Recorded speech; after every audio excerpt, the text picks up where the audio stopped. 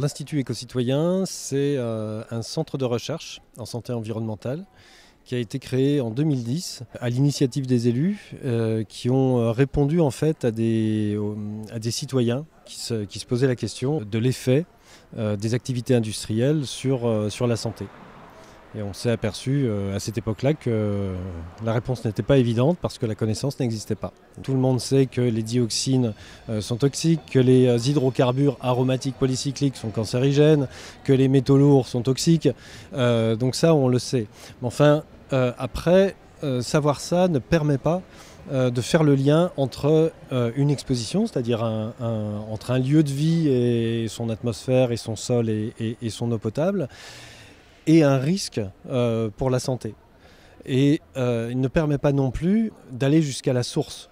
Il faut absolument investir dans l'environnement, investir dans la connaissance pour pouvoir éviter les situations comme on les vit aujourd'hui, par exemple sur les PFAS, par exemple sur le plastique, où on a l'impression de se prendre un mur, enfin excusez-moi l'expression un peu familière, mais de se prendre un mur sur la figure, parce qu'en en fait on a fermé les yeux sur une question qui pourtant existait déjà.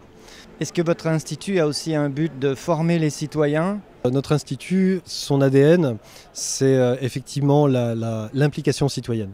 Parce qu'il est né au sein d'un conflit anti-incinérateur. Il s'est diversifié très très rapidement, c'est-à-dire qu'on est passé d'une lutte anti-incinération à une problématique générale de pollution. En revanche, le conflit originel qui a été justement à l'origine de l'Institut a provoqué une mobilisation citoyenne et une dynamique très très forte. Une implication qui fait qu'aujourd'hui, les citoyens s'impliquent dans la recherche, s'impliquent dans l'observation, dans la mesure de certains paramètres environnementaux pour lesquels on les forme, mais ils s'impliquent aussi pour nous donner leur impression, pour nous faire part de leur inquiétude. Cette participation citoyenne aide à pallier au manque de budget éventuel ? Non, pas du tout, parce que c'est pas parce qu'on est participatif qu'on est moins cher. La participation citoyenne, au contraire, c'est quelque chose qui coûte de l'argent. Pourquoi ? Parce qu'il faut former les citoyens, il faut animer le réseau, il faut établir des liens qui prennent du temps. Et c'est normal.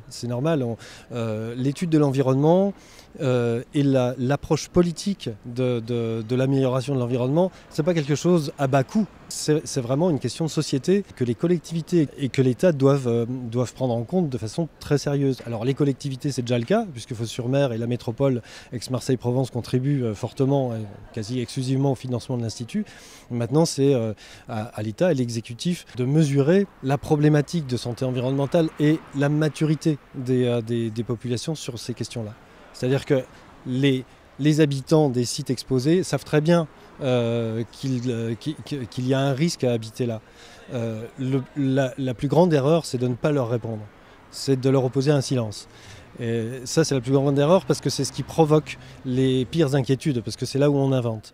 En revanche, si on arrive avec des méthodes adéquates et un matériel et une équipe d'experts, on peut développer une connaissance qui permettra de répondre éventuellement par un message qui dirait bah oui, effectivement, c'est pollué, et maintenant, qu'est-ce qu'on fait ? Et c'est ça l'implication. Et nourrir les décisions politiques ensuite, car nos politiques, nos décideurs ont besoin de cette connaissance, de cette expertise pour pouvoir dimensionner leurs actions, pour pouvoir même les orienter. On ne prend pas une action politique à base de rien. Donc on prend une action politique sur la base d'une certaine connaissance.